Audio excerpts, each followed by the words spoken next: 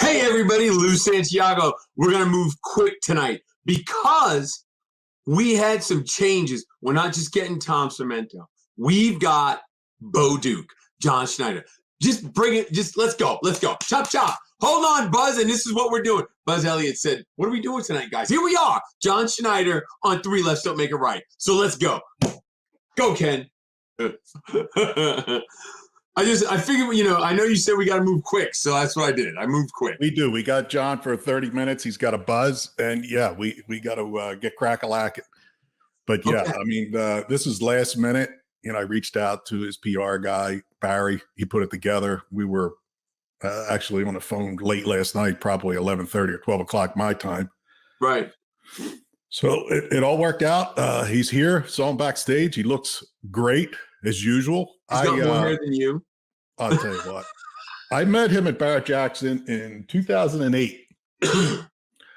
And I went up to him and I shocked him a little bit. I don't know. I doubt he remembers any of it, but I walked up to him and I looked at him because he's, I think, slightly taller than me, maybe an inch or two. And I said to him, listen, I'm not, back then you could say, oh, wait, and you could say whatever you want. I said, John, listen, I'm not a homo. He looks at me like, wait, what? I said, but you are a handsome dude. You kept it together. And he looked at me like, wait, what? And I said, can we get a picture? He's like, yeah. But he looked at me like, well, I got to call security. Like, what is this guy? But here's the picture here, way back. Yeah, he's a little taller than I am. So he's got to be 6'3" or 6'4". But yeah, this is when he was selling, I think it was his personal General Lee. So this is a bucket list for me. So this is cool as shit that he's on. Yeah, there's no sense us running our mouths. Why don't we just bring him out? Skip the commercial. Let's get him out bring him out. Come on, bring him out. John! There he is. Hey, how are you? How are you? Sorry about that. It's all right. Yeah, look at that. Look at that. I remember that. Wait a minute. Let me get in the middle there. I got to get in the middle. Yeah, I remember that. I met a lot of great people at the Barrett Jackson auction that year. It was terrific. But only one guy, when I took a picture, had his. Let me see that picture again. I think your hand is on my butt cheek. It probably was. You know what? It probably was. Oh yes, your left hand. It's the left hand. Look out, the left hand. That's why it was. Yeah. What the hell is that, Cuomo? Come on, Cuomo. What the hell? You know what I mean? Remember me asking you want to make $5 the hard way?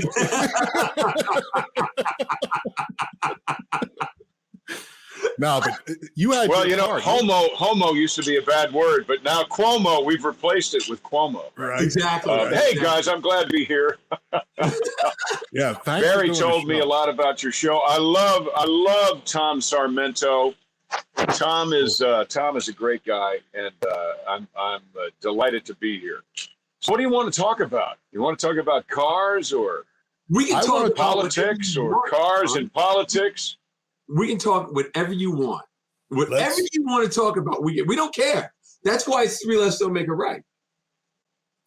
John, I wanted to get into. Well, here's what I want to talk about, at least partially. Go ahead. Hit it. At least partially, I want to talk about everywhere I go, and we travel around. My wife and I race dirt track now, in an open wheel modified car. So we do concerts. We just played. We played and raced. Lucas Oil Speedway up in Wheatland, Missouri. So we're serious about this. But everywhere I go, I see that people there are signs where people are trying to hire people. Yeah. And the lie, one of the many, my God, one of the many lies that's out there right now is that there's no one to hire.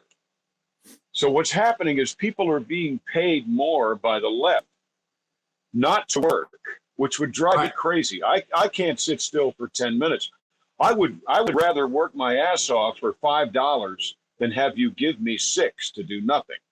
Right. Okay. That's just me. But last night at an event we did for our first responders, for our firefighters, for our law enforcement. Thank God for our law enforcement. I don't know how they get up in the morning and go do their job when they are being so incredibly disrespected today. I don't get it. Yeah. But we do some work in a place in Louisiana near Lake Charles called Sulphur, and they have it's not a homeless shelter, but it's kind of a, if you need help, we will help you shelter. And we have a monstrous demographic. All the retired folks who lost everything because of Obama now are desperate to be employed. Right. So right. the lie that there is not, and there aren't enough workers to fill the jobs is just not true. So here I'm talking to the folks out there now who are saying, I just can't find anybody to work. Stop looking at the lazy folks who would rather be paid $6 and work for $5. Go to the retired element, because they will, if they don't know how to be a cashier, they will learn it in 15 minutes. They will be the best employee you've ever had. So my vote is that these folks who are being paid to do nothing are the future homeless population of our great country, because that is what they truly are entitled to. Yeah. For real. Yeah. So there. I get it. I agree with you, John. I really do.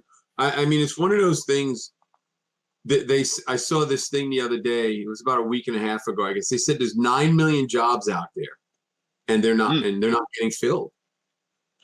It's crazy. No, because the government is paying them not to work. Pardon me. The government is paying them not to work. Well, when something like that happens, what they're actually doing, and they know it, is they are crippling the workforce. They're crippling a generation so that they won't be, I won't say they won't be ready, but they won't be inclined to work. Well, we need people to work. It's called the pursuit of happiness. Yeah. You are not entitled to your dream. You have a right to dream it and go out there and chase it with everything you've got. So I don't know where that line got crossed. I have a sneaking suspicion, but we have got to know. I'm 61 years old, so I want the folks who are over 60, over 50, to know that they are appreciated. Their work ethic is appreciated.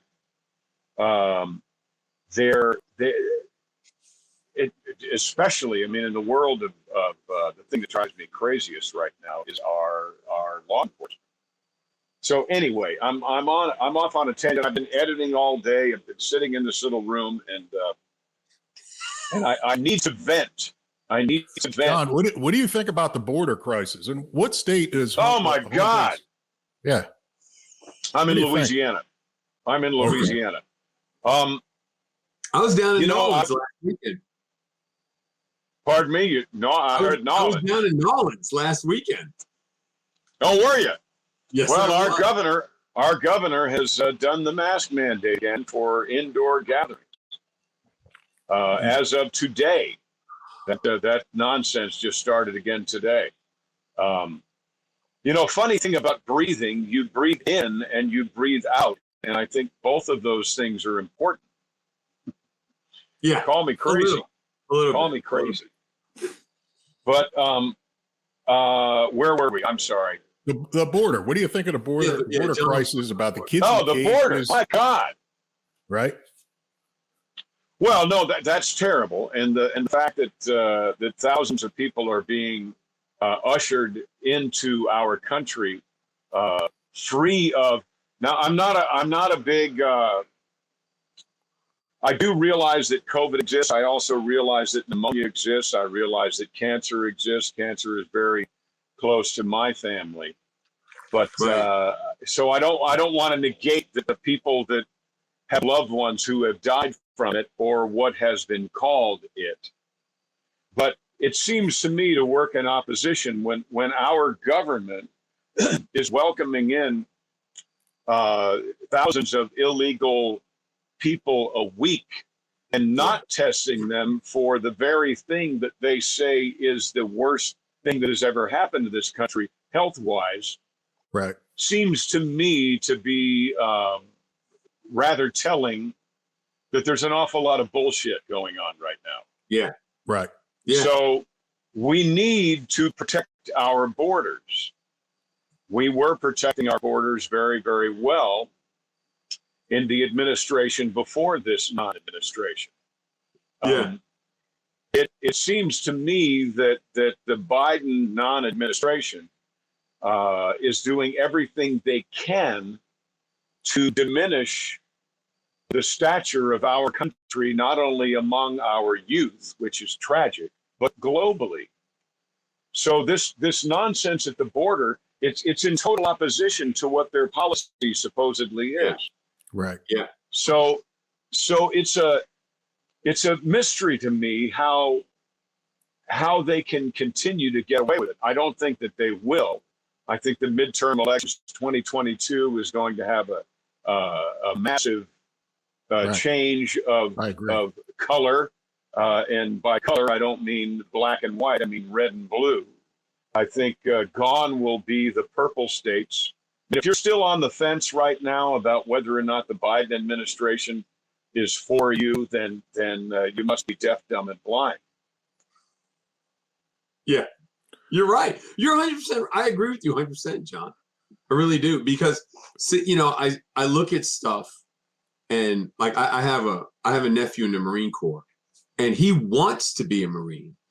He's got less than a year, and he's getting out because he said you've got guys identifying as girls, and they want to get a sex change operation. But what they're not telling you is that we're paying for it. And also, the moment that person raises their hand and says, "I want to be a girl," they're non-deployable. Right. They can't deploy them. So now you're sending people on deployment that is short-staffed, which you were already short-staffed to begin with. So now it's even less people, and it's all kinds of stuff like that. That it's just crazy. And you're doing that under in many parts of the military. You're doing that under the leadership of folks who believe that critical race theory is a valuable lesson. My God, if to go out on a limb here, I think if Martin Luther King Jr. were here today, if he could come back for 5 minutes, he would say, wait a minute, if this is where we are in 2021, what did I die for? Right. Because as far as I could see in 2015, 2016, 2010, 2019, the race issue was not. And by the way, I'm not one actually that believes in race. I was told a long time ago that if you did a DNA test, that you could tell whether the tissue was male or female, but you couldn't tell if it was black, white, yellow, red, or blue. You couldn't tell. So if we are following the science, then race doesn't exist. So we were doing great. I believe that Dr. Martin Luther King Jr., his movement, and all of what happened when I was born in 1960. So all of what happened during that time needed to happen, mission accomplished. And then there are people who figured out, I did a YouTube a post about a year and a half ago, said who benefits? So if I'm being taught to hate black people, or black people are being taught to hate white people, but we really don't, who benefits from our division? Right. Not me. Politicians. Yeah, politicians. Not you. Divide no, it's the what's the term? Hate mongerers. Mm-hmm. And I am a Christian, and I do believe there's a special place in hell, regardless of their current public stature. There's a special place, and regardless if they're a reverend or not, there's a special place in hell who preach division under the guise of unity. Yeah. Yeah. God knows what's going on. So this whole nonsense for me, or that I see about the this terrible race problem we have, and what a terrible racist country we have is just utter nonsense. And I do believe that a lot of the majority of people actually see that. However, the not so silent minority, I guess, has a lot of time on their hands, and they're able to feed this internet and this phone that I'm talking on and what you're talking on with a bunch of nonsense that people who are used to just reading the headlines, I guess they fall into that. They buy into it. But as for me and my family and my friends, no. I had a wonderful experience this morning putting diesel fuel in the motorhome when a 50-year-old black man came up and he said, "You're Jim." And I played Jim Cryer on the Haves and Have-Nots. I said, "Yes, I'm Jim. I just haven't had a haircut." And we talked about the show. We talked about things. And then I said, "Hey, did you watch the Dukes of Hazzard?" And he said, "Oh, every Friday night I had to watch it." I said, "I'm Bo." And he went, "Oh my God." So this 50-year-old male black truck driver turned into a 7-year-old child about the Dukes of Hazzard. I do have my rebel flag on my race car. I also have it on the back of my motorhome. And he said, "There it is. There's the sign on the General Lee. I love that." So if that can happen at a truck stop in Sulphur, Louisiana at 7:30 on any given morning, then where is the problem really? I mean, come on. Well, see, I have a philosophy on everything that's going on, John. I believe that both parties want to get to the same place because they want total control.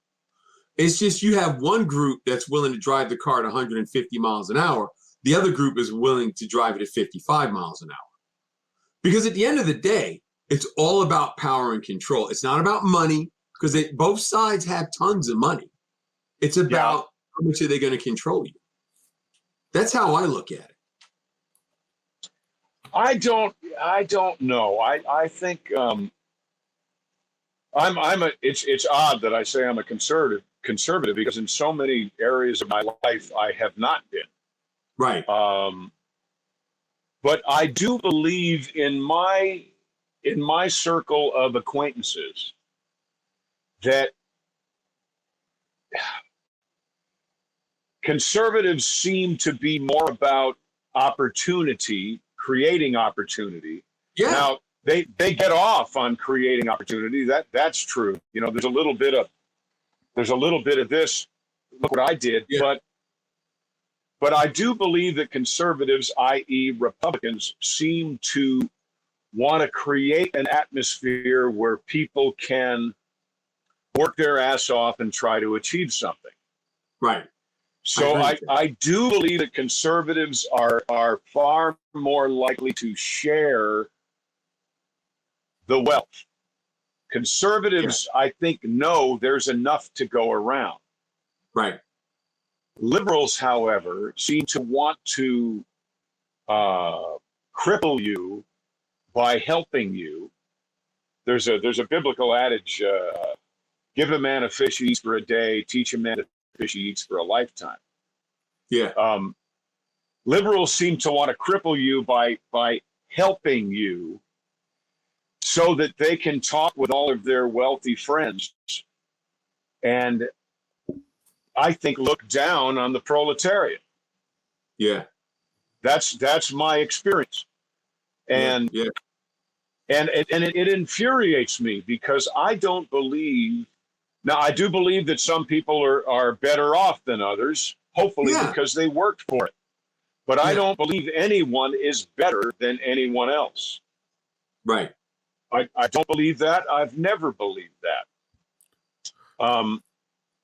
So we're in very interesting times. You know, everybody thinks that their time is the most interesting time and perhaps the most influential or volatile time of all time. But I do think we are in the thick of it. Since the Revolutionary War, we are since since Francis Scott Key wrote our national anthem, we have not been in this dangerous of a time. I don't think since the inception of our country. So we cannot do nothing. Now, I will never tell someone what to do. I know what I'll do, but I will never enforce my beliefs on someone else. You're free to believe whatever you want. That's fine. Yeah. But I do have a property line. And you know, there are things you won't do on my property. Right. And when I leave my property, I won't carry my shit to your property. I promise I won't. I don't believe in it. Yeah. I got simple principles. I think that it's, you know, less government, less taxes, more freedom.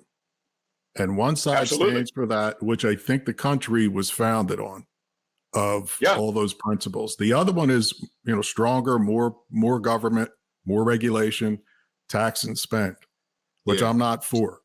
I think you should be able to do what you want with the money. Now, I agree that there's some line, you have to have a line somewhere that says you need to help people that can't help themselves, but not to make it a lifestyle. Yeah, but you don't need to help people that won't help themselves.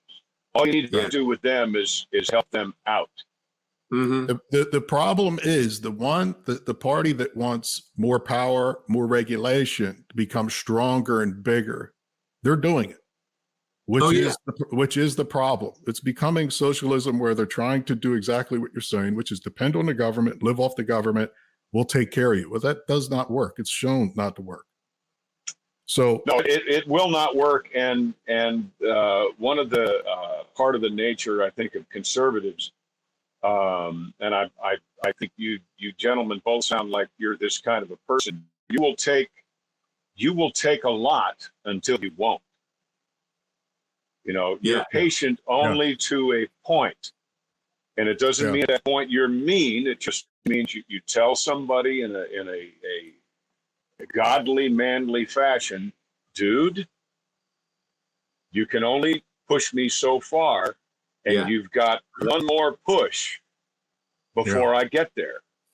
Yeah. So I do not believe, since this country, I mean, we're a country formed out of oppression, out of dominance, out of exactly what the left is trying to be right now. Mm-hmm. It is not the nature of man or woman to put up with that indefinitely. So we have a wonderful opportunity in 2022. There's a right way to do it, and then there's a loud way to do it. Right. I'm not really sure there is a wrong way to do it. We have the right way to do it is in our 2022 elections.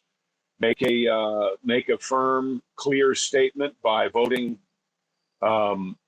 this nonsense out. There is no question in my mind in November of 2020 that the election was stolen. We saw it. We saw the video. We saw the videos. We've seen, it's late in the day, irrefutable, I think that's the right word. Yeah. Proof that, I mean, I raced the top 5 cars in any race. If you want to question whether or not they were legit, you bring $500 as they're going to the weigh-in. You say, here's $500. I want you to go through that motor. Yeah. Because I don't believe that car really won. In everything in this country, you have the right to question the winner. Yeah. So in the racing world, if somebody says, oh, no, you can't look at my car, there's nothing to see here, they're disqualified. Yeah. You don't need to prove that they cheated because they proved it themselves. Yeah. So 2022, we have got to turn the tide. That's the right way to do it, the normal way to do it, the constitutional way to do it.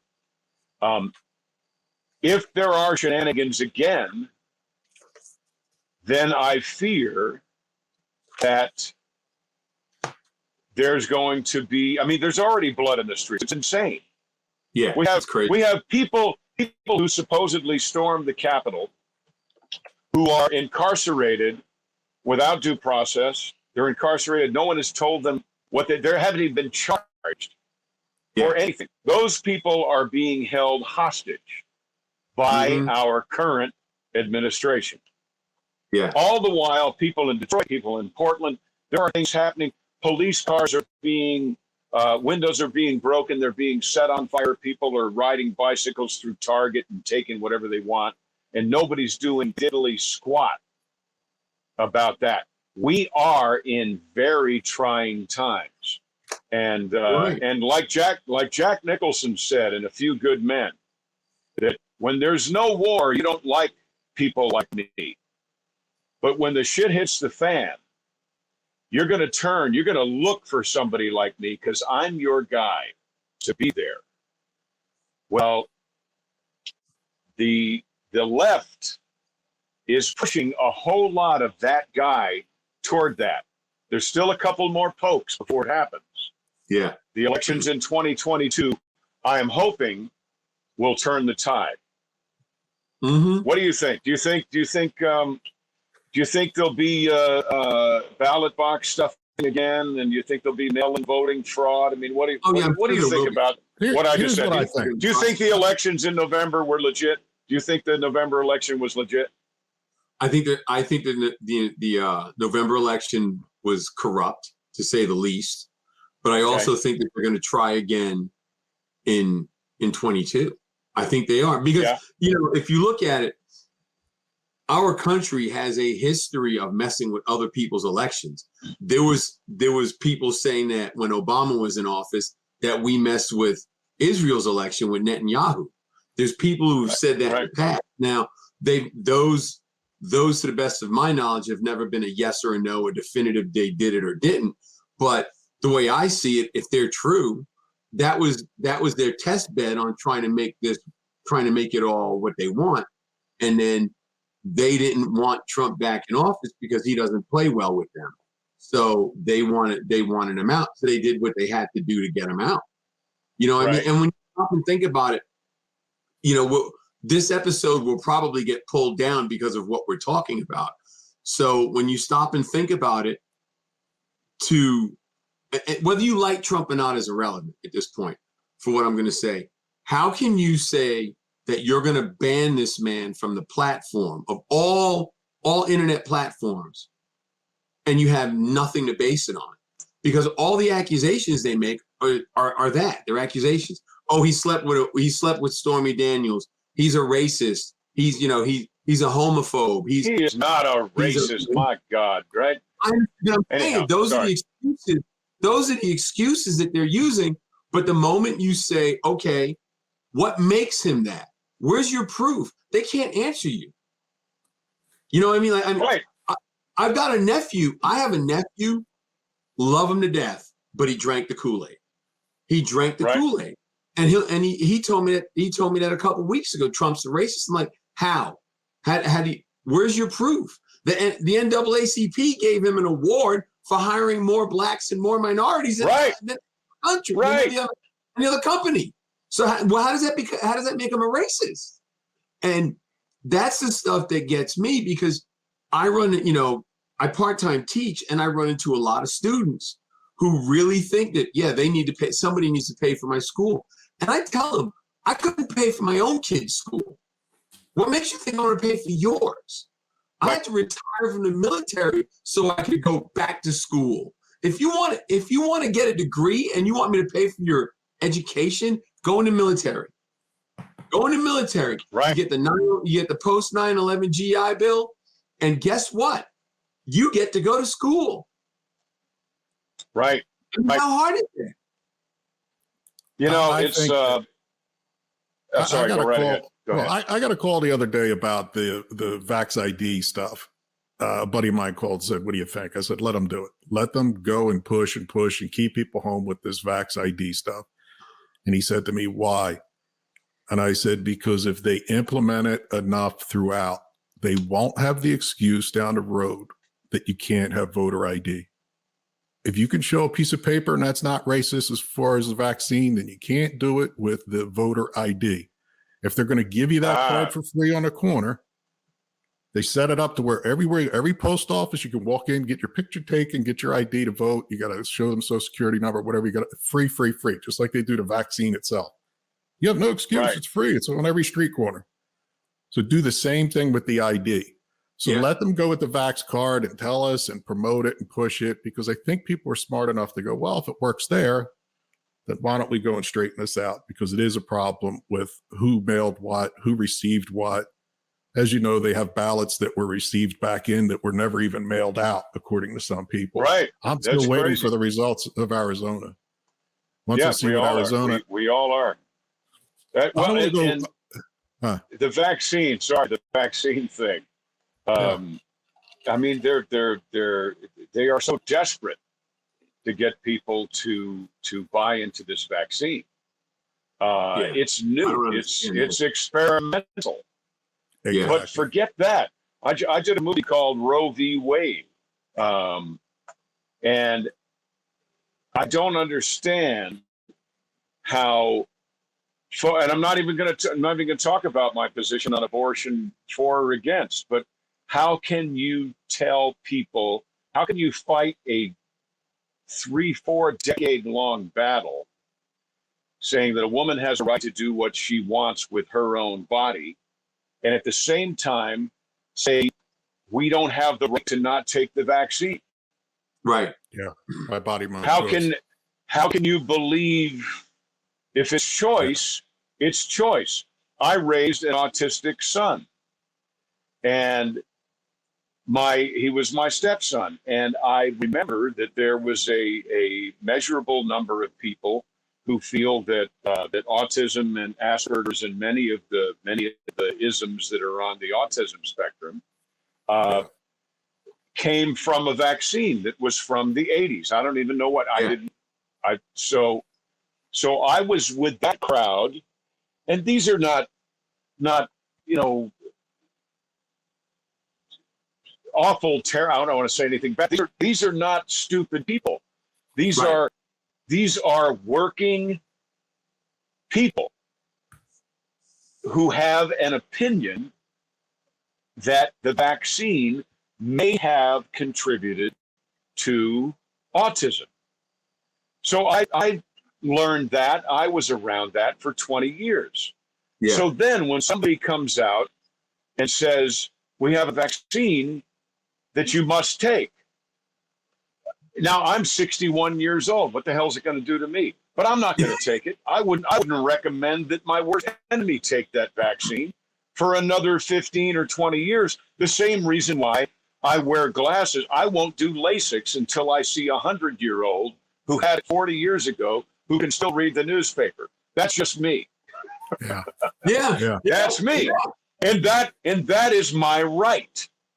Yeah. Right. So the fact that these clowns are trying to, that makes forcing people to take the vaccine or to prove that they've had it is like the guy that says, oh no, my engine's fine, you can't tear it apart. Yeah. It's the same, it's the same thing. These folks are so transparently full of shit on every conceivable level that they don't even know that it's obvious. For example, I'm sorry, it's late in the day. These folks are against our Second Amendment right. And they don't even know that all of us who are for our Second Amendment right are heavily armed. Yeah. They're coming to the fight. They're coming to the barroom fight. It's not a knife against a gun. They're coming with a bologna sandwich. They are so narcissistic. They are so myopic. They don't realize how ridiculous they look. Not only they look ridiculous to those of us in our country who have eyes to see, but they are making our country a laughingstock of the globe. And that cannot continue. No. Absolutely not. It can't. It can't. But you have John, people. You want to talk about cars? Let's talk about cars now. Okay. I want to shift gears for a second because when you first came on, you were talking working, busy, doing, and I follow you on Facebook, and I can tell you are crazy busy. And I wanted to talk a little bit about Stand On It, the movie. Wanted to talk about the poker run. And the first thing I want to ask about the movie is you use a Challenger. Yes. You're I guess you're a Mopar guy after the Dukes of Hazzard. No? I am. I'm a Mopar guy. Yep. And I was in Smoking the Bandit. I mean, I lied my way onto the set. So I'm a Trans Am fan, but really I'm a Mopar guy. Yeah, who put the T-tops in the Mopar you had, the Challenger? Yeah, T-tops in that, did you know? The first set was a friend of mine. Why they don't make that, I have no idea. Right. The first set was a friend of mine named Sean in Denham Springs, Walker, Louisiana. He cut them in there with a Sawzall, and then put spray foam inside and painted it black. The first one is, but if where I live and the kind of guy I am, since Chrysler doesn't make a T-top Challenger, if I want a T-top Challenger, that's how I'd have to make one. Right. So that was the first one, and we jumped it and wrecked it, and I had it fixed. But in the interim, we needed another one for Poker Run. So a buddy of mine named Kevin in Oklahoma made the second one, and actually took the headliner out and cut the T-tops with a Sawzall, but reinforced the top, and it's beautiful. It's a beautiful car. So my thought was, though, I didn't want to have the car be something that somebody that actually worked for a living couldn't make themselves. Mm-hmm. I wanted a Smoking the Bandit Trans Am in 1977 desperately, and a brand new, totally tricked out triple black TA Trans Am 455 SD was $6,500. I know because I priced them. I wanted one terribly, and I didn't get it. So later on, I wanted to be the guy that brought that badass, sexy car to the world, but did it in such a way where everybody could have one. If you have a Challenger, you can have a stand-on-it car. You just have to have balls of steel, because taking your Sawzall to the roof of your Challenger is a little unnerving. Yeah. But you have to put a cross member underneath. Same thing as the General Lee. The General Lee was a unibody car. So if you wanted to do we did a movie called Christmas Cards where we knocked the top off of it. Yeah. So we knocked the top off of that car. I ran it underneath a tree as part of the movie Christmas Cars. But so that it didn't drive like a piece of wet spaghetti, we had to do some work to the undercarriage. And I learned that from the car that I sold at Barrett Jackson, my 511. My 511 Hemi, that was a bad car. That was a great car. Oh, yeah. What did that go 725 horse. What would it go for? 300 and something? 400? What was no, that? 450. 450. Spanky did a great job. That had bare brakes, that had Hotchkiss suspension, had gear vendors over and under drive. So I had 6 forward gears, 3 reverse gears, 725 horsepower, and I raced it 4 or 5 times in the Silver State Challenge, the race out of Ely, Nevada. Yeah. Once with my dad, once with Lee Priest, who's a bodybuilder who had won the race a couple times, and once with Jim Caviezel right before he did The Passion. So in a very real sense, God was my co-pilot. Jim played Jesus in The Passion of the Christ with Mel Gibson. So it was a great car, and it's on the cover of Mopar Collector's Guide. Yeah, way back. Did you pick up another one, or was that it? Did you get another car? I have another one now. My wife actually got me one that's got a 2016 SRT Hemi in it. Oh, Yeah. that's gotta be cool. So it's pretty great. The next movie we're going to do is in the Stand On It Poker Run franchise is called not Winner Take All. It's called Double or Nothing. And the guy that I got my General Lee from has since built one with a Hellcat motor in it. Well, there's a little motor called the Helephant. Yep. So I'm seriously considering swapping out my SRT8 with a Helephant motor so that when he comes to show off his Hellcat, I could just smoke his ass down the road. Mm-hmm. There you go. I mean, now I'm dirt track racing. I mean, when you're dirt track racing and going 95, 100 miles an hour into turn 1 and turn 2 with people 2 inches off every conceivable side, I'm not afraid of anything. So come on. Yeah. Just remember, when you want to go left, you turn right. Tell us about the overview. I know. How weird is that? Talk about Stand On It and what it's about and the tribute, and get into the poker run too, and tell everybody briefly what that's. Stand On It. Stand On It is pretty simple. Stand On It it's a tribute to Smokey and the Bandit. When I was 16, I talked my way onto the set of Smokey and the Bandit 2 years before Dukes of Hazzard. So I made a movie where John Schneider, a.k.a. Duke Marietta, I love Marietta, Georgia, it's where the big chicken is, I get bet $500,000 that I can't do for real what Burt Reynolds did for pretend in Smokey and the Bandit. Right. So it follows the story of Smokey and the Bandit, but we are very aware of that. Okay, so it's kind of the movie within the movie with the guy. At one point, the guy says they only offered the guy with the fancy car with the lights in the grill $250,000, and I said, well, I'm not the guy with the fancy car with the lights in the grill. I'm the other guy. So we're aware of Smokey and the Bandit. We're aware of Knight Rider. We're aware of Dukes of Hazzard.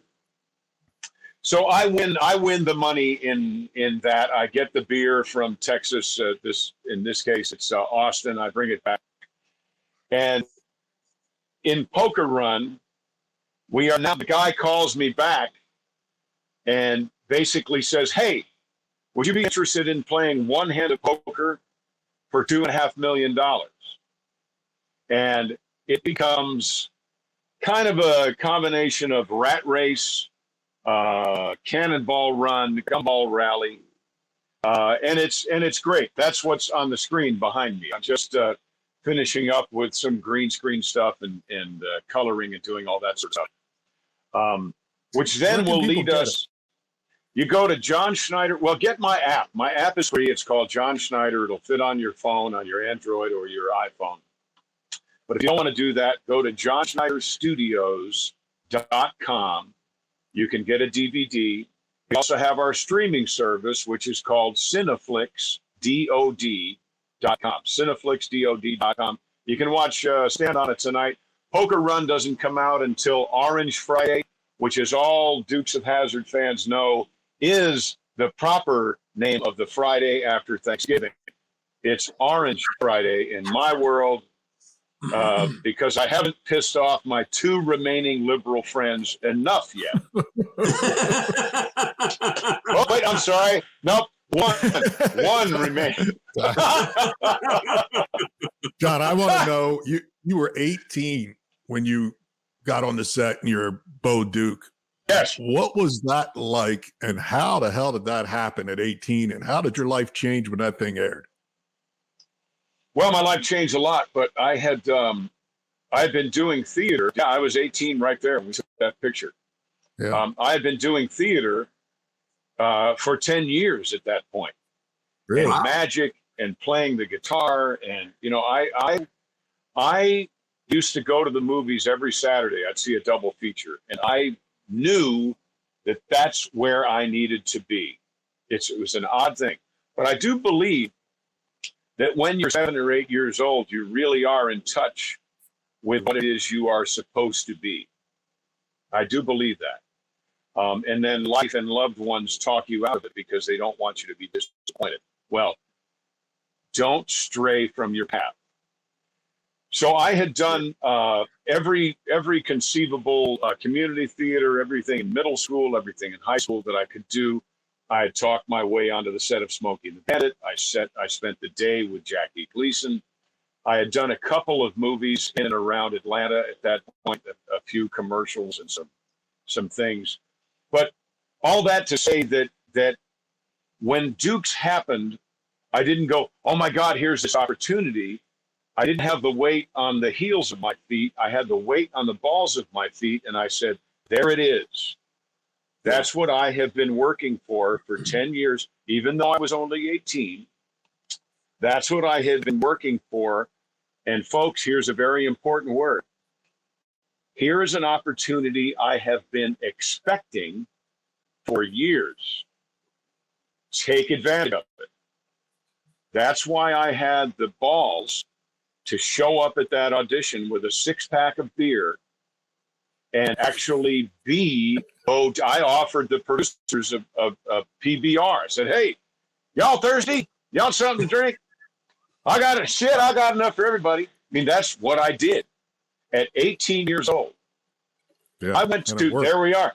I went to summer school 2 years in a row so I could get out of high school and graduate. I didn't want to drop out. So I could graduate high school at 17 years old so I could devote every waking hour to being prepared for that opportunity that you all were looking at right there on that on the screen. Wow. What was life like after it blew up? After the show? Well, we worked hard. You know, people look at Dukes and they think it was just a walk in the park. It was a lot of fun, but it was 5 days a week. It was 12 hours a day. It was 10 months a year. Yeah. So it was. I mean, it wasn't digging foundations or shoveling gravel by any means, but it was hard work. It was wonderful. You know, I grew up watching the Beatles being chased by women and Help. I grew up loving the Monkees. You know, the Monkees couldn't go outside because all the beautiful girls that looked like they just came off a Laugh-In set were chasing them. So life was good.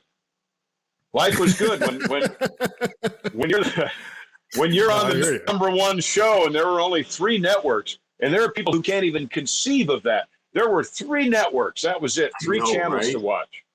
And so we averaged 28 million people a week watching that show.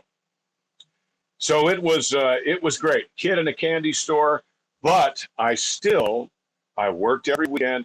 You go back and you look at all those 7 years we did the show, I was the one who did the movies for television. I was the one who went out and did and recorded. I had my first top 10 hit during Dukes of Hazzard. I had my first #1 hit the year Dukes of Hazzard went off the air.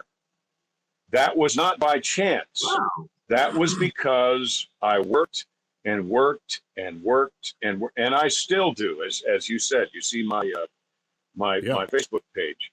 I feel as if now, because of these movies we're making, because of the music that my wife and I are now doing, that I really am just now gaining traction.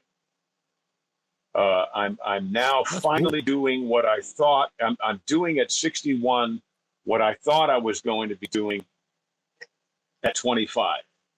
Right.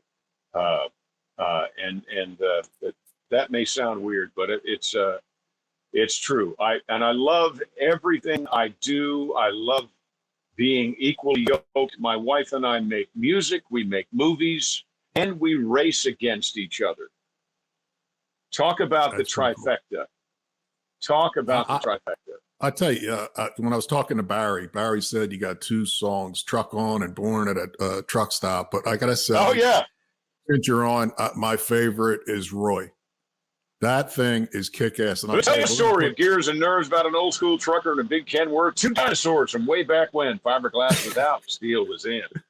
Thank you. I love Roy. We're going to post that on Garage Insider so everybody can see that and make sure that they know it. But because that's a kick-ass song. That's driving me. You know, it reminds me of Charlie Daniels' song "Uneasy Rider," where he kicked old Green Teeth right in the knee.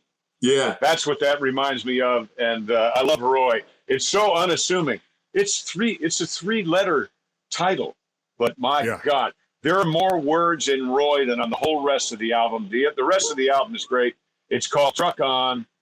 It's a tribute to our truck drivers, our CDL holders who are out there making sure that we have food and medicine and, yes, toilet paper, making sure that we have all that. And I love it. You know, I do things that I love to do. Tom Sarmento will tell you that I've always been this way. I haven't grown into this, and I don't talk the way I talk because of who I am. I am who I am because I talk the way I talk. Right. John. Whoever that is. And I'm drinking local beer out of my Stand On It cup, by the way. I know our viewers there's a couple things I know they want to know. One, which I think I know the answer, is how many cars did you go through filming? Well, Tom could answer it. Tom could really answer that. Okay. What happened to Tom? But I say 329, actually. I say 329. Yeah, that's a lot of cars. Two cars per. Well, they manufactured 300,000. Yeah, that looks imposing. But just out of Hamtramck, Michigan, they manufactured 300,069 Chargers in '68. So, you know, crash test dummies wrecked more General Lees than we did. Right. And besides that, nobody would care if we hadn't wrecked them. There wouldn't be a Dukes of Hazzard, and if there was a Dukes of Hazzard, that would have been a granny car on Dragnet. Nobody would have cared. No one would have gave a shit. Yeah. Yeah, people say, "Oh, you wrecked so many cars." Well, the only reason you give a rat's ass is because we wrecked so many cars. So shut up. How many survivors do you know of? Was there any that actually made it through that somebody kept or did, or are they all trash? Well, that's interesting. When we were not canceled, by the way, we were not picked up. There's a difference. So what happened when we were finishing our 7th season? We always had at least 13 cars, like you showed on the car hauler. We had at least 13 cars ready to go. So we had cars ready to go for the 8th season that never happened. So those cars sat in Saugus, California, and they were then picked up by Wayne Wooten maybe a decade later, maybe not quite that long. So those cars were considered actual cars from the show, but we never used them because they were in the carpool being ready to be used. Right. So the jury's still out on those. However, there was a car that was Lee 1 that was repaired years and years ago that since went to Bubba Watson, right? He got Lee 1. I know it was Lee 1 because I went and I signed it. I traded an autograph for a round of golf with Bubba Watson. But then somewhere in the world, he lost his mind and he painted over the flag. He didn't take it off. He painted over it. But when he first got it, he showed up to the Masters with that car. And by the way, really? the guy that saved that car, his name is Travis Bell. I want to give a big shout out to Travis Bell. He's the one that found the car and realized it was Lee 1 and restored it. And I was there in Covington Square when he showed it to the world. That, I don't know how many decades ago that was. But cool. I can't tell you where Lee 1 is right now, but I know where it is right now. And in October, the world will know where Lee 1 is right now. It's not in my garage. Okay? Lee 1 is not in my garage. But I do know who owns Lee 1, and I do know that there's going to be a big unveiling of that car, which you could say started it all. We had 3, and I think 1, 2, and 3 was kind of an arbitrary, somebody said, go number those cars, so they did. But it's pretty special. as we talked about this morning with the 50-year-old black man who just went crazy about the haves and have-nots, and then even crazier about the Dukes of Hazzard. It's wonderful to be associated with a show, yes, but I'm a car guy. My dad did automobile upholstery. My mother is the first person I saw. She had a 71 and then a 73 Camaro. 71 was red with a white top. 73 was gold. She's the first person I ever saw take the air cleaner top off and turn it upside down so the car would sound better.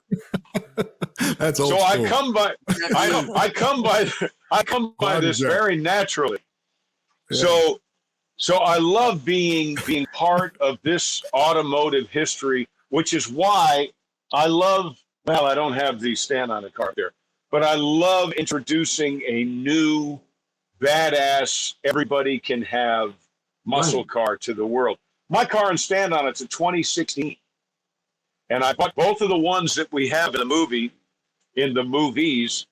Stand on it was done with one car. The last thing we did was jump it. Then I had it fixed and we did Poker Run. So we used 2 cars in Poker Run, and we will use 3 cars in Double or Nothing. But the reason I did that, as I said, I want everybody, it's a 2016 car that had been flooded. I think I paid $7,400 for the car. Spent quite a bit more getting it to be a T-top triple black Challenger. We redesigned the flag, not the flag, pardon me. The bird on the front is actually a phoenix. And those who really watch close and can freeze frame, they'll see that the American flag is in one talon, the rebel flag is in the other talon, and there's an olive branch in the beak. So everything we're trying to do here, or everything we're doing, is about unifying this country and educating this country about what we really are. Yeah. When I do the national anthem, I explain what our national anthem is and how it was written and under what circumstances it's written. We have an amazing country that came out of the sweat and blood and blood and blood and blood of patriots. And there are those who will now say that patriot is a bad word. Yeah. Well, screw you. Patriot is the best label you can possibly have. A patriot is someone who is willing to die for someone else. They're willing to die for their country, for their belief system, and of all things you can be called, patriot is the most noble moniker you can wear. What were your thoughts when everybody was up in arms about the General Lee and the rebel flag and all that, and take it off and take the general off the side of the car and all that nonsense of they're offended over nothing? What were your thoughts when you first heard that? Well, my father raised me to believe if I hadn't offended someone today, then I probably hadn't said anything. That's me. But it shows, right. To me, it shows a gross lack of education with regard to what the flag is, to what the flag meant. Mm-hmm. And it also tells people like the gentleman I spent this morning with, that, I mean, what is it saying to them? That they're ignorant? Yeah. You know, that you're a 50-year-old black man in 2021 and you love the Dukes of Hazzard and you're actually associating with the man who played Bo. I mean, does that make him a racist? Yeah, right. It's just it's ignorance, but I think it's planned. Again, we get back to who benefits. Yeah. Who benefits by that kind of ignorance? If we could do a whole other show about my thoughts on the Civil War or the War of Northern Aggression, which I call it, couple of facts people need to just consider. Just consider that if you brought your ship from England into New York, you had a 30% tariff. If you brought your ship from England into Charlotte, into New Orleans, into Baton Rouge, there was no tariff at all. So where are you going to go? Okay. What nobody talks about is 1857 was the worst financial year in the rather short history of the United States. Didn't affect the South very much because the South is agriculture. It affected the North, the industrial North. It affected them tremendously. It affected their railroads. It affected everything that they were. And if you look historically, nothing will help your economy more than a good war. And what do the Democrats say? Don't ever waste, what is it? Don't ever waste, it's not a catastrophe, but something like that. Don't ever waste a good catastrophe or a blight. Don't ever waste that. So we need to study history, and not on our phones and not on the computer. We need to go open a book that was written in 1889 or 1890 or 1865 or 66, 1860. Let's read about what was actually going on. And then we can make up our own minds. We have a gentleman, and in the beginning of here, there's a sign on my door back there that says "Pride, Not Prejudice," and it's the rebel flag. What are you doing? And I'm going to riding around my town. I want to know who the hell he. There's a gentleman Sir, I'm sorry.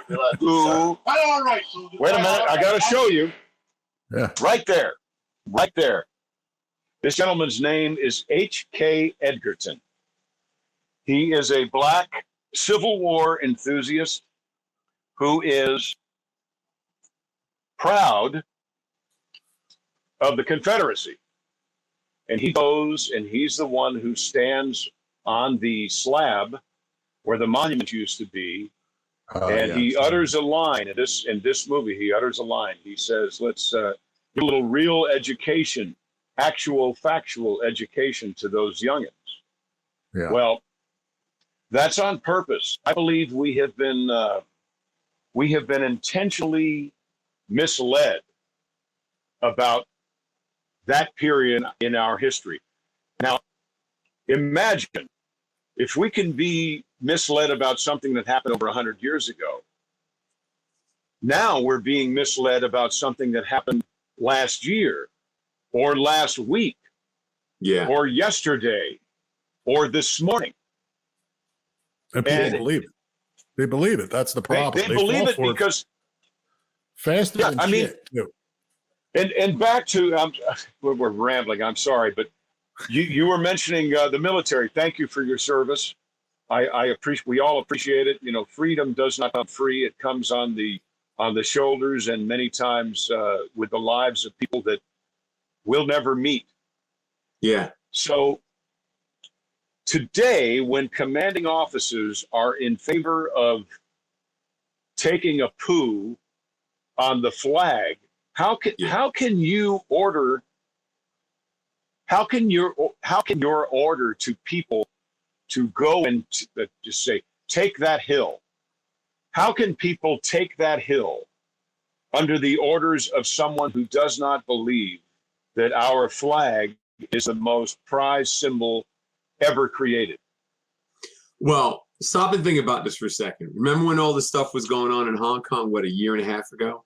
They had that one shot where they had it, you know, in Hong Kong, the American flag is laying on the ground and all of those people are walking around it. There was that shot in the news. They're walking around. You have all these people from all over the world wanting to come here. Right. So how is this such a screwed up country? I've been to 17 countries. I have seen abject poverty. I've seen it. This is the best thing going, but yet you have a small minority of people saying that this is the worst thing to ever exist. It's because they don't know. They've never been anywhere. They've never been anywhere. Yes, I agree. The They've other, never been the other thing you're they've skipping never been over. to Buenos Aires. And the other thing is, go ahead, John. yeah, no, go ahead. No, I was when I was talking about Hong Kong and China and everything else. You know, they were in the streets with the flags, you know, protesting December of 19, and then they couldn't control them. They're actually running them over. The military was running people over. Mm-hmm. They were, you know, out of control. They couldn't control. Yeah. A month later, just by chance, clear the streets, COVID. And Yeah. I saw online, there was videos online of them welding the door shut on apartment buildings to keep those people inside. Yeah. And I just thought this was My God. to control You know, people over there. And people people call people racist. People call President Trump racist. Yeah. Well, I've seen the whole speech, and in the 90s I knew Donald Trump as an entrepreneur. If you call Donald Trump, the word is so misused. That to me says you have never seen a racist. Yeah. I have seen racist. Yeah. And it's not a pretty sight. It is not a pretty sight. Right. I've seen racists on all sides. It's not a pretty sight. But a very good friend of mine who is black told me that he was taught to dislike and mistrust white people. And he's 49. I don't know anybody who was taught, any white people who were taught to mistrust and dislike black people. Now, and did I grow up wealthy? Absolutely not. Have I been wealthy? Yeah. Have I lost houses to the bank? Have I had to give? Yes. Have I been destitute? You bet your ass. I didn't sell my General Lee because I wanted to. I sold it because I had to. Right. But I kept going. Why? Because I live in a country where I am provided opportunity, regardless of my religious beliefs, regardless of my color or my pigment. I am given an opportunity to do the most important thing any man, woman, or child can do, and it's 3 letters. It's called try. Mm-hmm. In this country, we can try.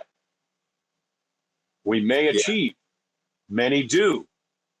Many do. If critical race theory had any basis in reality, then Oprah would not exist. Tyler Perry would not exist. Barack Obama. Flint Wilson would not exist. None of those people would exist.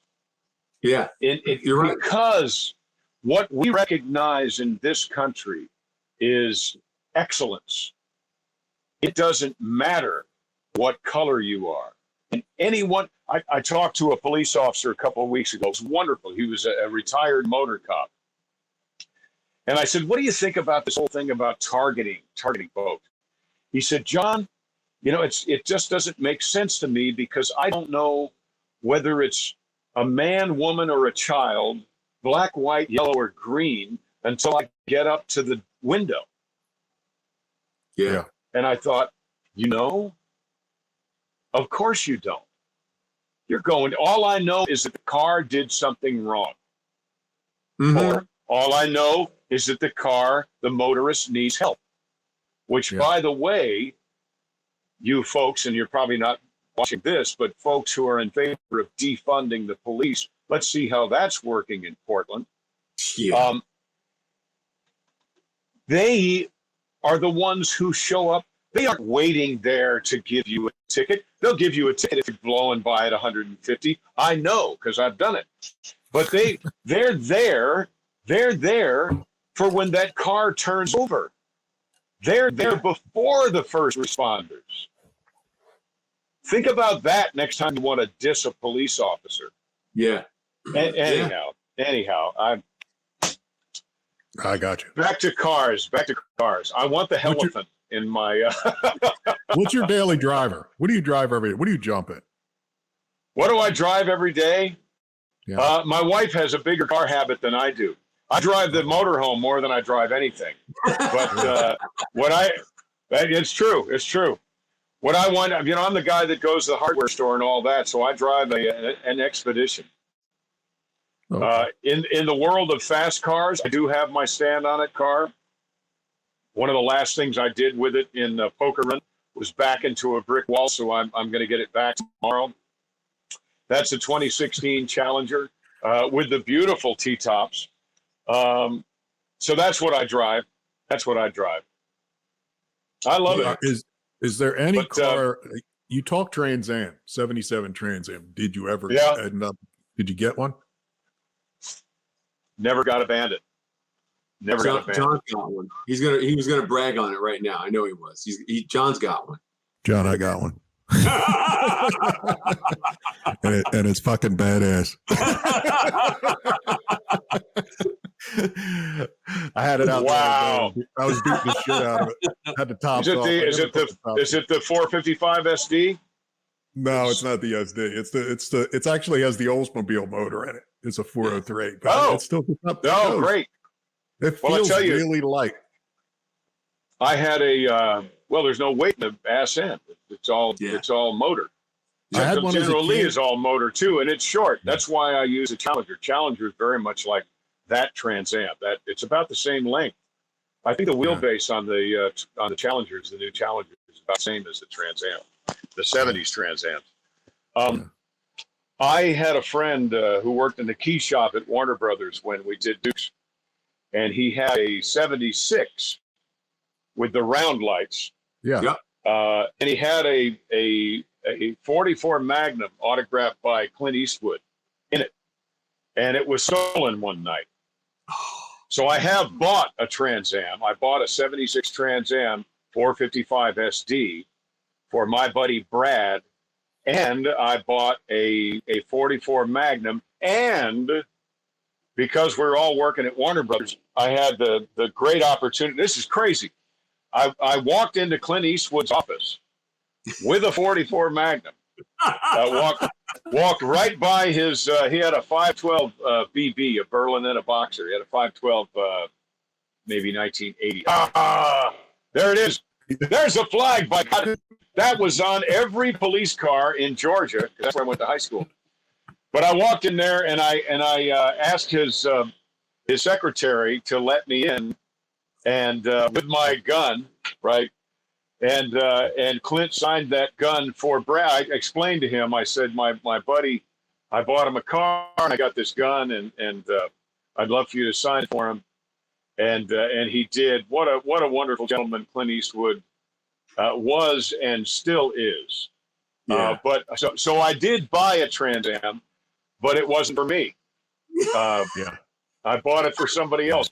And it was bad. It was a 4-speed too. It was a 455 SD 4-speed. A couple bucks. Yeah, the SD's. Oh man, well, this was probably in 1981. Yeah. So I don't know what I paid for it, but love cars. There's only one car I still dream. I have a dream that somewhere in Chatsworth is a storage locker that I put my 1970 right-hand drive Lamborghini S Mura. Yeah. in. Yeah. We can call Wayne Carlini. He can probably find you one. I went. This will just tell you the time of it. I drove down to Torrance, California, with $26,000 in cash in my pocket on a Sunday behind a closed mall, and bought $26,000. Bought a 1970 Lamborghini Mura S, right-hand drive, which was a pain in the ass. So you're shifting all that horsepower with your left hand. Yeah. And I drove that bad boy to work on Dukes several times. But that car, I still wake up in a cold sweat. Like, where's this storage locker? I still own that car because they've gone for like, I think the most it's gone for is like $4 million million. Let me say it again. Whoa. $1 million. So what happened? What'd you do with your car? Did you sell it? What happened to it?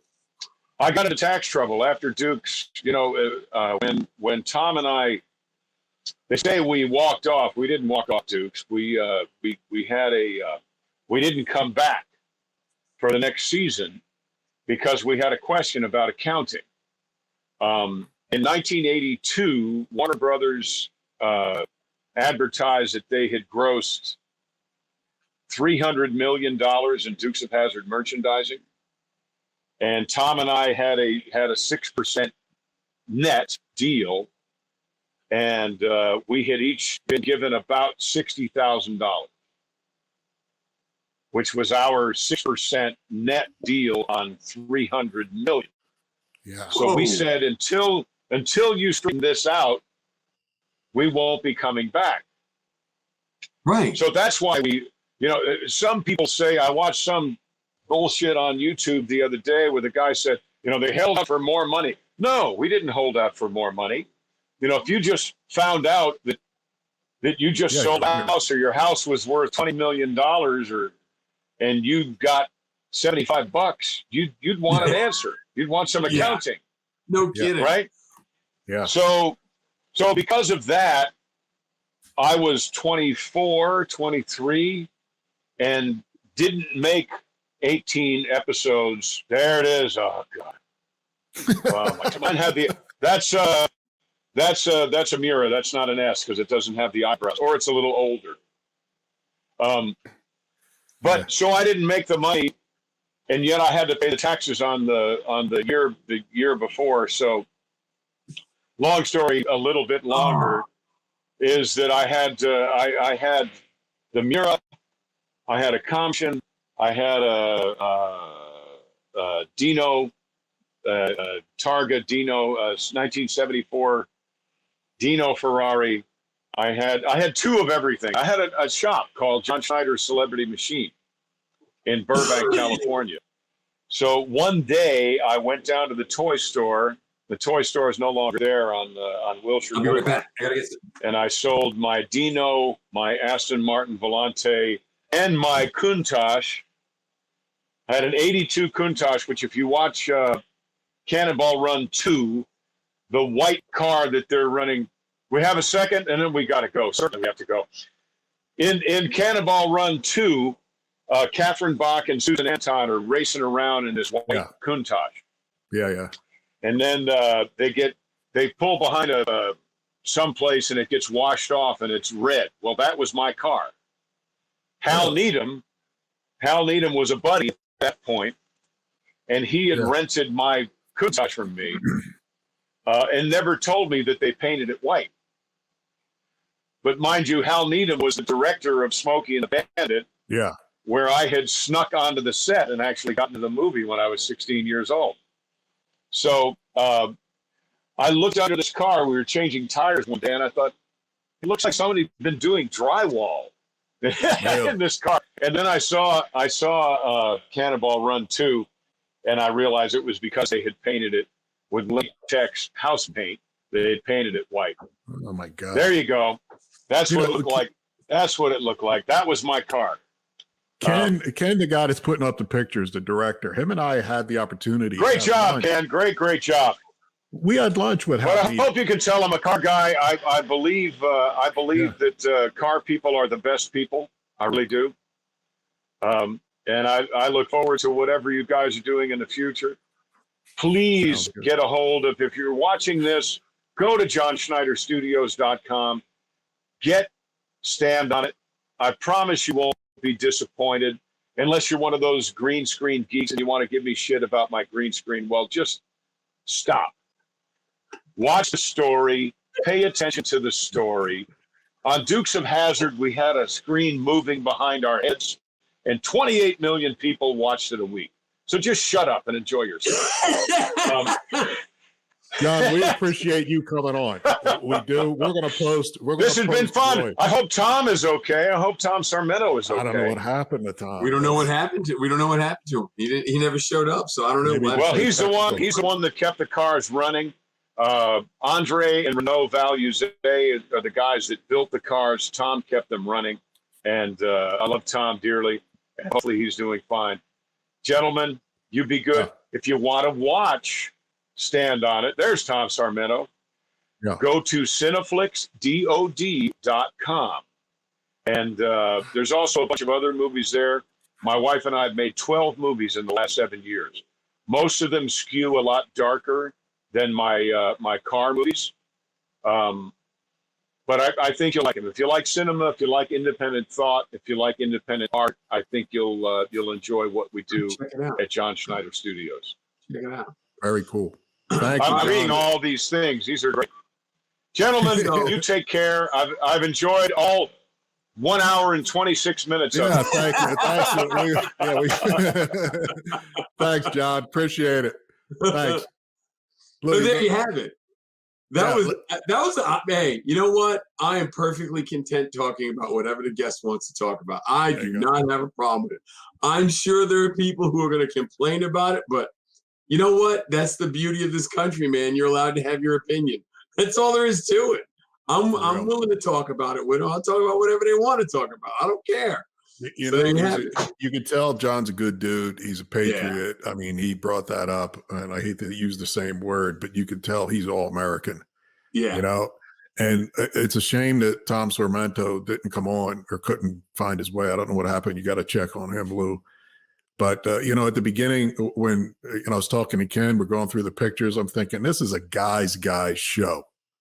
You know, tonight with Schneider on and talking cars, and back in the day, you know, it's a guy's show. It's not a millennial.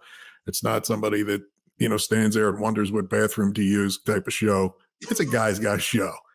You know what I'm saying? It's cool as shit to hear from him the shows that we watched as a kid. And he's right, 3 channels, and it was fucking badass. Yeah. You know? But speaking of next week, I'm going to be in Miami. We didn't even get to my trip to Ohio or your trip to Louisiana because we, you know, jumped right into it thinking he was going to bail. I probably should have opened the door and asked him if he needed to leave, but we're all good, you know. Yeah, he went way over, but I'm not sure what happened to Tom either. So we'll find out. I'll reach out to him. I'll send him a text to see what's going on. I mean, you know, he can come back. I mean, well, he can come on. It's not a matter of coming back. He may have had trouble logging in or didn't get the link or something. We'll figure it out. We'll get it squared away. Not a problem. Yeah. You want to, well, you know, Daisy Duke was another thing. My wife got that Jeep. She bought that Jeep with Daisy Duke in mind. That's all I heard. I need the 2-door. It's got to be white. I'm like, at first I'm like, I don't understand. What are you doing? Daisy Duke had one. Of course, my wife doesn't talk like that, but yeah. But yeah, she got the same thing. She's talking and putting the same logos on it. I'm like, please, you know, the shorts are good enough. Just put the shorts on. We're good. You know what I mean? That's what they're doing for me. I don't give a crap about the Jeep. Let's go. So. All right, look, we're going to get out of here. Hey, thanks everybody for watching. I hope you enjoyed the show tonight. Really do. Next week, we've got Larry Dixon. Now, I'm going to tell you guys, I was talking to a couple of guys who've interviewed Larry, and they said his internet isn't exactly the best, and it usually turns out becoming a phone interview. So I reached out to Larry to see if his internet is fixed, because I'm gonna talk to him some more. I want to make sure that we get the best interview possible with everybody, not just Larry, but everybody. So that way it's better for you guys and it's better for us. So I'm going to reach out to Larry again tomorrow. If I can get a hold of him, I will see what's going on. If not, it's going to be Larry Dixon next week for sure, as long as his internet is good. If not, we'll figure something out, man. Who knows? We might have Tom. We'll have somebody. But just tune in to 3 Lefts Don't Make a Right. Enjoy the ride. I'm Lou Santiago, and I'm out.